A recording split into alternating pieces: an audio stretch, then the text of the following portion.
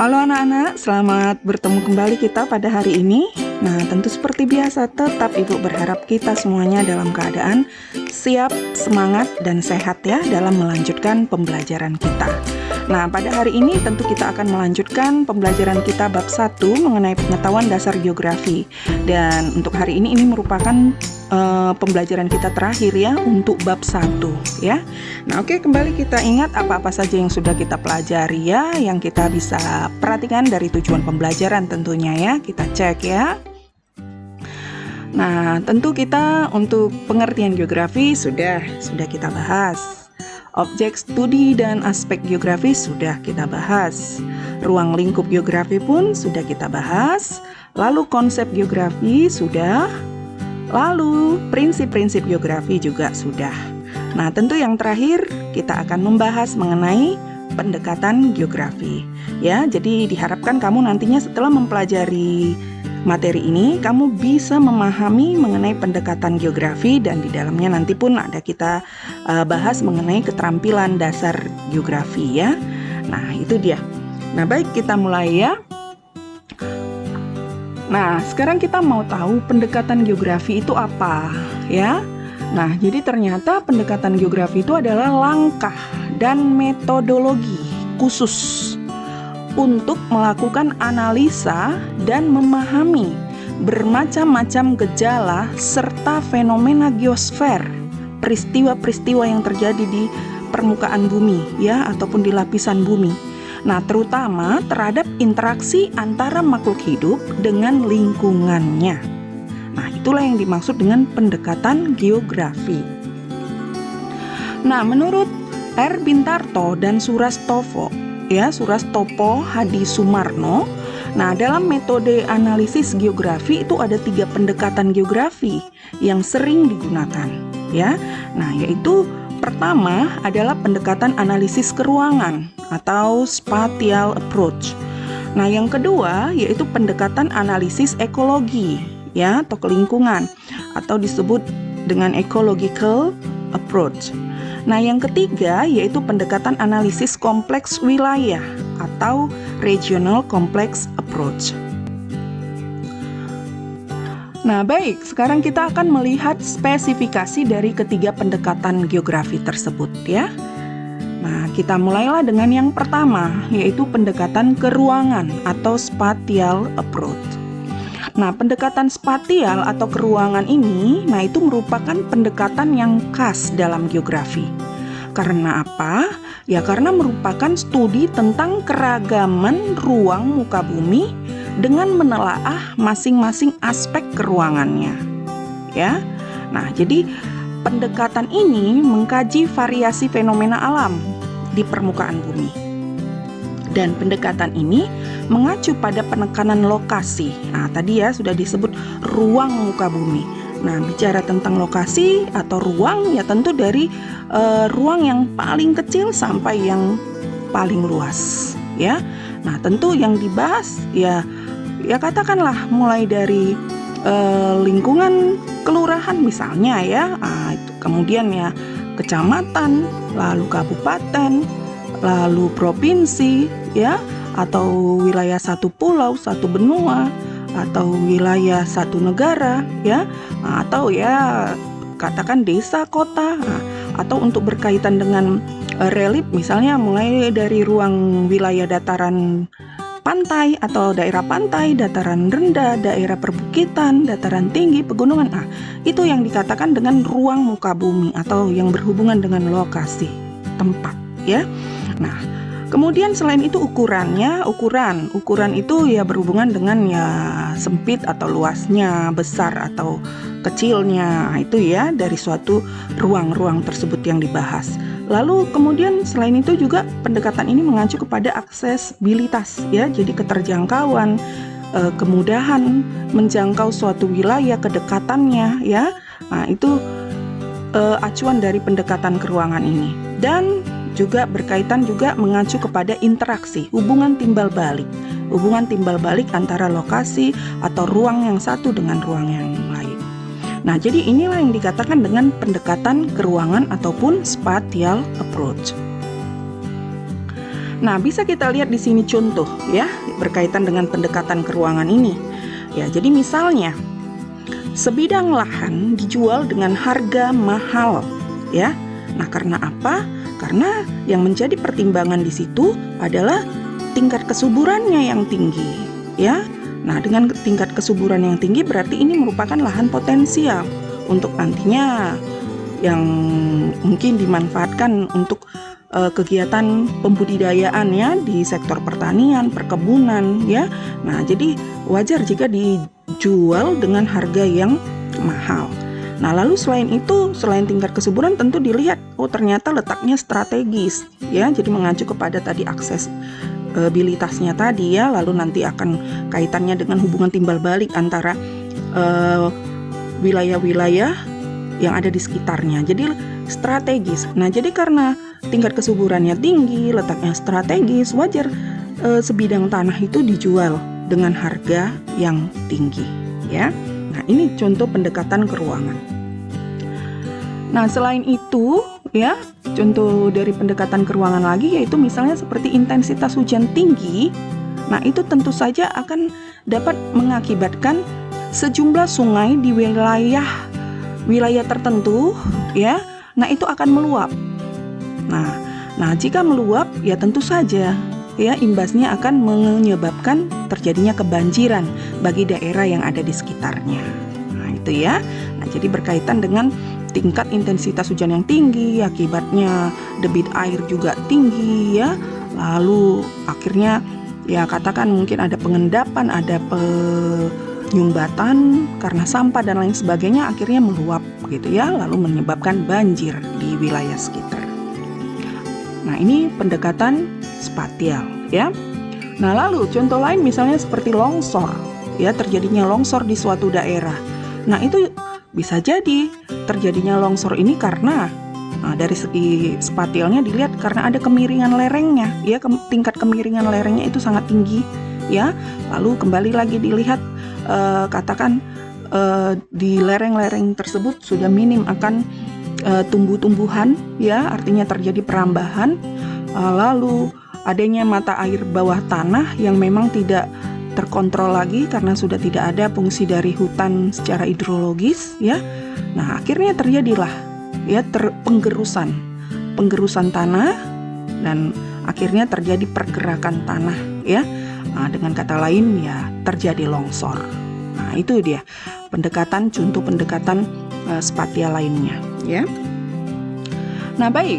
Nah, sekarang kita lanjut mengenai pendekatan ke lingkungan atau pendekatan lingkungan atau disebut ecological approach ya. Nah, jadi pendekatan ke lingkungan ini mengkaji interrelasi, hubungan keterkaitan kehidupan manusia dengan lingkungan fisiknya yang membentuk sistem keruangan yang dikenal dengan ekosistem ya. Nah, pendekatan ekologi ini didasarkan pada prinsip ilmu biologi, yaitu hubungan interaksi atau hubungan timbal balik yang menonjol antara makhluk hidup dengan lingkungannya. Nah, tujuannya ya pendekatan ke lingkungan atau ekologi ini adalah untuk memperhatikan interaksi hubungan timbal balik antara fenomena geosfer dengan lingkungannya. Nah, contoh bisa kita lihat di sini ya, penebangan hutan di daerah hulu, daerah puncak pegunungan ya. Nah, itu menyebabkan banjir dan tanah longsor. Nah, ini tentu bisa dipahami ya. Nah, jadi ini aktivitas kan pendekatan ke lingkungan, aktivitas yang berhubungan dengan makhluk hidup ya. Jadi dilakukan penebangan hutan di daerah puncak, apakah memang hutan produksi untuk mengambil kayu untuk berbagai macam keperluan industri, atau dikatakan perambahan hutan untuk membangun fasilitas-fasilitas sosial ya. Nah, itu ternyata efeknya, dampaknya, interaksinya ya. Nah, itu bisa menyebabkan banjir dan bisa juga menyebabkan tanah longsor. Nah, itu ya, karena sudah mengalami kehilangan fungsi dari hutan itu sendiri ya. Jadi fungsi hidrologinya ya, Nah, jadi berkaitan dengan fungsi penahanan erosi dan erosi dan katakan berkaitan dengan kemampuan dalam melakukan penyerapan, ya. Jadi hal itu jadi mengalami terganggu, ya. Nah, itu dia. Nah, kemudian contoh lainnya yaitu pembuangan limbah hasil industri. Jadi ini interaksi antara sosialnya, ya. Ada kegiatan pembuangan limbah hasil industri tekstil. Nah, itu menyebabkan tercemarnya Sungai Citarum. Nah, ini sebagai contoh keterkaitannya, ya, dari segi pendekatan ekologi atau kelingkungannya. Nah, baik, yang sekarang kita lihat yang ketiga, pendekatan kompleks kewilayahan atau regional complex approach. Nah, pendekatan ini mengkaji kombinasi, ya, perpaduan pendekatan keruangan atau lingkungan dan ekologi atau ekologi, ya, dan pendekatan ini itu mengkaji karakteristik fisik dan sosial serta pengaruhnya terhadap fenomena yang terjadi di permukaan bumi. Nah, oleh karena itu pendekatan ini lebih ditekankan adanya diferensiasi area, ya, pembedaan atau perbedaan area. Nah, itu dia kalau pendekatan kompleks kewilayahan ini. Nah, lebih ditekankan kepada diferensiasi area. Nah, pendekatan kompleks kewilayahan ini dilakukan dengan membandingkan berbagai kawasan di permukaan bumi dengan memperhatikan aspek-aspek keruangan dan lingkungan secara komprehensif atau menyeluruh. Nah, ini yang dimaksud dengan pendekatan kompleks kewilayahan. Nah, kita lihat contohnya, ya. Contohnya misalnya, yang pertama membangun rumah, ya, harus diperhatikan kondisi tekstur tanah, reliefnya, lingkungan sekitar, ya. Nah, sehingga dapat ditentukan pondasi. Jadi dalam hal pembuatan pondasi dan bentuk rumah yang sesuai dengan lahannya dan kondisi lingkungan sekitarnya. Nah, jadi contoh misalnya, ya, pembangunan rumah di daerah pantai. Nah, tentu ada beberapa hal yang harus diperhitungkan di situ untuk mendirikan bangunan itu supaya kokoh, supaya lebih aman, ya, dari kondisi lingkungan yang ada di sekitarnya. Nah, jadi seperti tadi dikatakan, ya, harus diperhatikan tekstur tanahnya, ya, kegemburan butiran tanahnya. Tentu berbeda pembuatan pondasi di daerah yang berbutir, misalnya seperti daerah tanah pasir maupun yang berupa daerah yang tanah keras dan atau berbatuan, ya.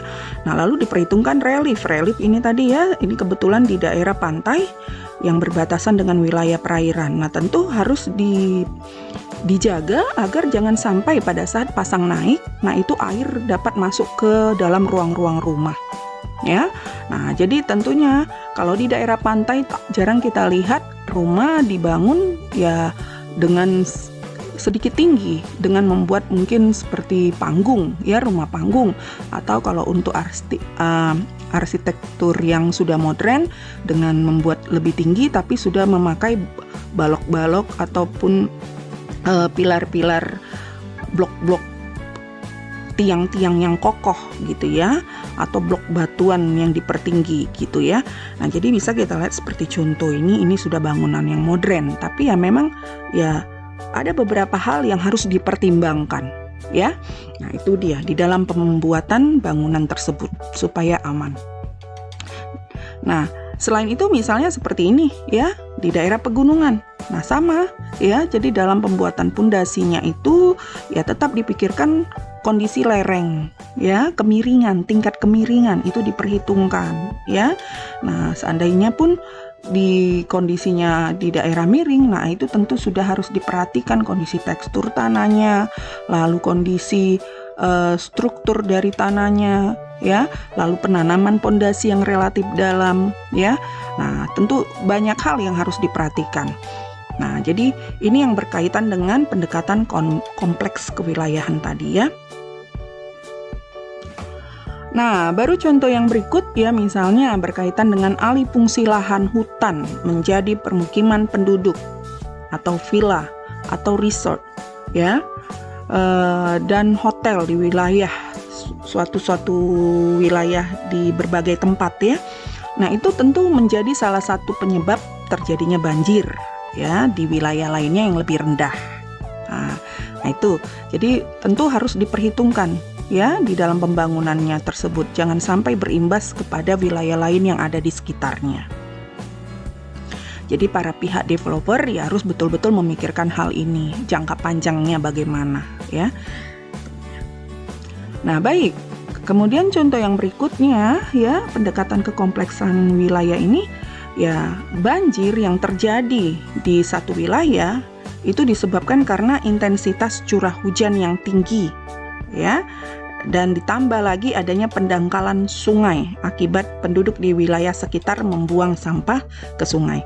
Nah, jadi maksudnya di sini fenomena terjadinya banjir di suatu wilayah tentu yang mau dilihat ini penyebabnya apa gitu. Jadi ternyata ada yang pertama penyebabnya bisa saja karena memang ini banjir kiriman. Karena apa? Karena di daerah puncak fungsi dari hidrologis hutan sudah berkurang karena banyaknya dibangun fasilitas permukiman penduduk, villa, resort tadi, hotel dan lain sebagainya. Nah, itu satu. Nah, kedua bisa juga banjir, dilihat lagi, ini kenapa bisa banjir begitu ya? Ternyata hal tersebut disebabkan karena satu harian hujan dan intensitasnya itu juga tinggi sekali, lebat ya. Nah, lalu selain itu, ternyata juga selain karena hujan yang terjadi sangat lebat selama satu atau sepanjang hari, nah ternyata juga karena pengaruh aliran ya, proses pengaliran yang tidak baik ya, proses drainase yang tidak baik. Apakah proses peresapan air ke dalam tanah itu tidak berjalan karena banyaknya rumah-rumah di wilayah tersebut atau di wilayah kota sudah tertutup oleh lantai semen ya, artinya di lantai dia. Nah, hal itu tentu saja mempengaruhi tingkat peresapan air ke dalam tanah. Nah, begitu ya. Nah, lalu selain itu, ternyata daerah sungai di wilayah tersebut ya memang tidak bagus drainasenya. Karena apa? Karena ada pendangkalan, ada memang fenomena penduduk membuang sampah ke sungai dan tidak dibersihkan secara periodik ya, secara berkala. Nah, akhirnya hal itu yang membuat ya, walaupun mungkin tidak sampai satu hari hujan, tapi memang kebetulan lebat, nah tapi sudah membuat banjir di wilayah sekitarnya. Nah, tentu analisa-analisa ini ya, pengamatan ini, nah ini dilakukan ya dari segi pendekatan kekompleksan wilayahnya ya. Nah, ini sebagai contoh.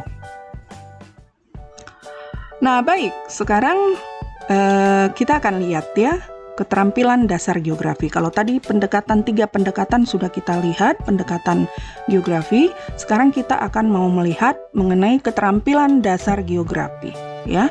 Nah, keterampilan yang harus dimiliki untuk memahami konsep geografi itu ada beberapa ya. Nah, jadi yang pertama itu adalah keterampilan observasi. Keterampilan observasi. Nah, apa itu kira-kira keterampilan observasi? Nah, itu adalah kemampuan mengamati fenomena geosfer, peristiwa di permukaan bumi, di lapisan bumi. Nah, kemudian merekonstruksikannya sebagai pengetahuan geografi, ya. Jadi setiap peristiwa-peristiwa yang diamati, dianalisa, ya. Nah, itu kemudian disusun, dibentuk, ya, menjadi sebuah pengetahuan geografi. Nah, itulah yang dikatakan keterampilan observasi. Nah, kemudian yang kedua adalah keterampilan deskripsi. Nah, keterampilan deskripsi ini merupakan kemampuan menjelaskan fenomena geosfer yang terdapat di muka bumi secara detail dan optimal sehingga si pendengar atau si pembaca seolah-olah melihat secara langsung. Nah, jadi itu dia keterampilan dasar geografi yang kedua, ya. Nah, yang ketiga yaitu keterampilan klasifikasi. ya. Nah, keterampilan klasifikasi ini adalah kemampuan mengklasifikasikan, mengelompokkan, menyusun fenomena geosfer, peristiwa di lapisan bumi berdasarkan syarat-syarat tertentu, ya. Nah, jadi itu pengklasifikasian ini ya, misalnya seperti jenis tanah, ya. Nah, tentu kenapa bisa ada jenis tanah subur, tanah yang tidak subur, tanah regolit, tanah vulkanik, tanah katakan tanah vulkanik tadi ya. Nah, ada tanah laterit. Nah, misalnya. Nah, itu tentu tidak terlepas dari kemampuan mengklasifikasikan berdasarkan beberapa kriteria, syarat-syaratnya. Jadi yang dilihat tekstur tanah itu bagaimana, ya, teksturnya. Kemudian strukturnya tanah tersebut bagaimana. Lalu warna tanah itu bagaimana? Ya, tentu ada perbedaan warna yang lebih gelap, lebih cerah, ya. Ada warna kuning, ada kandungan liatnya, nah, seperti itu. Nah, lalu akan bisa diketahui tingkat keasamannya tinggi, ya. Nah, jadi itu berdasarkan syarat-syaratnya untuk menentukan atau mengelompokkan jenis tanah. Ya, jadi lalu selain itu juga tingkat permeabilitasnya atau tingkat daya serap tanah itu. Ya, jadi ada tingkat daya serap tanahnya tinggi, ada yang sedang, ada yang lambat, kan gitu. Nah, jadi tergantung kepadatan tekstur maupun struktur tanahnya tadi. Lalu bisa saja dikelompokkan berdasarkan syarat yang berkaitan dengan porositasnya, ya, kandungan ataupun kondisi pori-pori tanahnya. Nah, gitu. Nah, jadi dari beberapa syarat itu akhirnya bisalah dikelompokkan menjadi beberapa jenis tanah. Nah, begitu juga dengan jenis iklim, ya. Kenapa bisa kita klasifikasikan? Ada jenis iklim, klasifikasi iklim matahari, lalu akhirnya bisalah dikelompokkan berdasarkan lintang, ya. Ada iklim tropis, ada iklim subtropis, lintang-lintangnya tentu masih ingat kamu, ya. Lintang tropis itu kalau iklim tropis lintangnya dari 0 sampai 23,5 derajat lintang utara sampai 0 sampai 23,5 derajat lintang selatan, kan begitu. Itu sudah pasti mengalami iklim tropis. Nah, begitu juga dengan subtropis, ya kan? Nah, Ibu rasa masih diingat, itu masih bisa kamu ingat, ya, lintang-lintangnya. Nah, jadi ada iklim, kalau berdasarkan iklim matahari ada tropis, subtropis, ada iklim sedang, ada iklim kutub. Lalu ada lagi pengelompokan jenis iklim berdasarkan iklim fisisnya, ya kan? Nah, jadi ada iklim laut, ada iklim darat, ada iklim gunung, ada iklim musim. Nah, misalnya seperti itu. Belum lagi pengelompokan iklim berdasarkan ada iklim Smith-Ferguson menurut Junghun, iklim Junghun, ya, Odelman dan lain sebagainya. Nah, jadi itu dia kemampuan mengklasifikasikan atau disebut dengan tadi keterampilan klasifikasi, ya. Nah, yang keempat adalah keterampilan dasar geografi, itu adalah keterampilan pemetaan. Ya, nah, keterampilan pemetaan ini adalah kemampuan membuat dan membaca peta dengan baik. Segala fenomena geosfer dapat digambarkan dengan peta, ya. Nah, jadi contoh misalnya peta persebaran penduduk, ya. Dari situ nanti akan ketahuan persebaran penduduk suatu daerah, suatu negara, atau persebaran penduduk dunia akan diketahui lebih terpusat di wilayah mana, lebih padat di wilayah mana, lebih banyak di wilayah mana, ya. Nah, jadi misalnya seperti itu akan diketahui.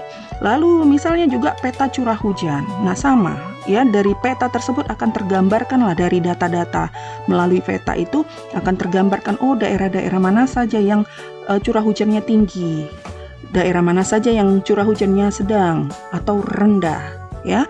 Nah, itu dia. Dari situ bisa diketahui, dapat kita peroleh informasi. Nah, selain itu ya bisa juga peta daerah rawan bencana, ya. Nah, dari situ kita bisa tahu mana daerah-daerah yang sangat rawan bencana. Nah, ya, baik itu bencana misalnya gempa bumi tektonik atau peta daerah-daerah yang rawan terjadinya gunung meletus, ya. Jadi contohnya seperti itu, ya. Nah, itulah yang dimaksud dengan keterampilan pemetaan.